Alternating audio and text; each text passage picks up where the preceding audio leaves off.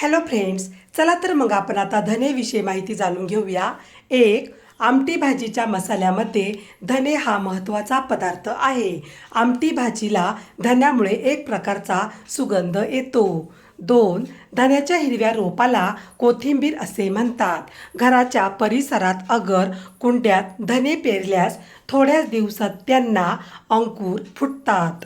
अशा प्रकारे धने पेरून रोज ताजी कोथिंबीर मिळू शकते। तीन, ओले धने सुकवून तयार केलेली धन्याची डाळ मुखशुद्धीसाठी वापरली जाते। चार, धने तुरट, स्निग्ध, वीर्यासाठी अहितकारक, मूत्रवर्धक, हलके, कडवट, तिखट, उष्णवीर्य, अग्निप्रदीप्त, पाचक, ज्वरनाशक, रुचिवर्धक, जुलाबात गुणकारी, पाकात मधुर व त्रिदोष दूर करणारे आहेत। तृषा, दाह, उलटी, श्वास, खोकला, अशक्तपणा व कृमी हे विकार नष्ट करण्याचा गुण धन्यामध्ये आहे। पित्ताचे विकार व शरीरातील वाढलेल्या अतिरिक्त उष्णतेवर धन्याचा उपयोग केला जातो। 5.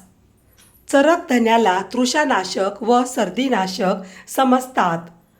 सुश्रुत धन्याला ज्वरनाशक, दीपक, दहनाशक, अरुचिनाशक व उलटीवर गुणकारी समजतात।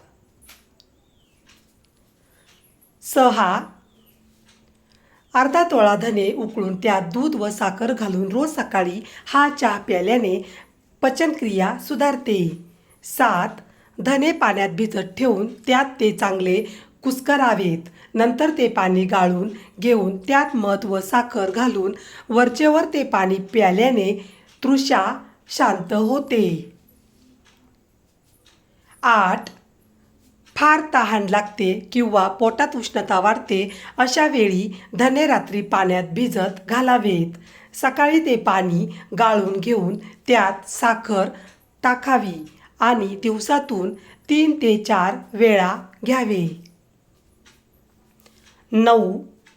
क्षयरोगातल्या खोकल्यावर ज्येष्ठमधाचा फार उपयोग होतो। ज्येष्ठमधाचे वस्त्रगाळ चूर्ण त्यात निम्मे सीतोपलादी चूर्ण मिसळून तूप आणि मधातून वारंवार चाटण केल्यास खोकला सुटून छाती हलकी होते। 10.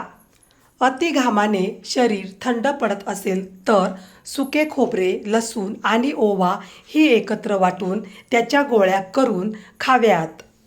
घाम यायचा थांबतो आणि शरीर थंड पडत नाही। 11. तुळशीच्या पानांचा अंगरस आणि मध ही एकत्र करून प्रत्येक वेळी 2 चमचे प्रमाणे दिवसातून 3 वेळा काही दिवस नियमित घेतल्यास शरीरातील फाजील चरबीचे प्रमाण कमी होण्यास मदत होते। 12. आवाज बसला तर हळदपूड आणि गूळ एकत्र करून त्याच्या लहान गोळ्या तयार कराव्यात आणि सकाळ ते संध्याकाळ त्या गरम दुधाबरोबर घ्याव्या। 13. धने पाण्यात भिजत ठेवावेत। नंतर चांगले कुस्करून त्यात थोडी खडीसाखर घालून प्यायला दिल्याने उन्हापासून होणारा त्रास नाहीसा होतो। 14. धने पाण्यात भिजत घालावेत। नंतर ते पाण्यात कुस्करून ते पाणी गाळून घेऊन त्याने डोळे धुतल्यास डोळे दुखण्याचे बंद होते। देवी निघाल्या असताना अशा पाण्याने डोळे धुतल्याने डोळ्यात देवी येत नाहीत किंवा डोळ्याची कसलीही हानी होत नाही। व्हिडिओ पूर्ण बघितल्याबद्दल खूप खूप धन्यवाद।